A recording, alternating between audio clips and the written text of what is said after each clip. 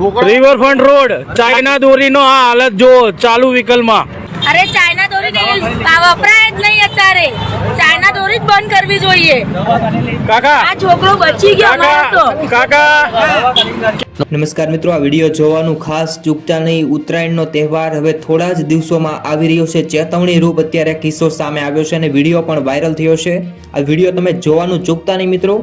આ છોકરાનું ચાઇના દોરીથી ગળું કપાતા કપાતા રહી ગયું છે મિત્રો. હાલમાં ચેતવણી રૂપ કિસ્સો સામે આવ્યો છે અને બેન આ વિડીયોના માધ્યમથી શું લોકોને એક સંદેશ આપવા જઈ રહ્યા છે. ઉત્તરાયણ નજીક આવે તે પહેલા જરૂરથી આ વિડીયો બધા જ લોકો સુધી શેર કરજો. ફટાફટ બધા લોકો સુધી આ વિડીયો ફેલાવી દો.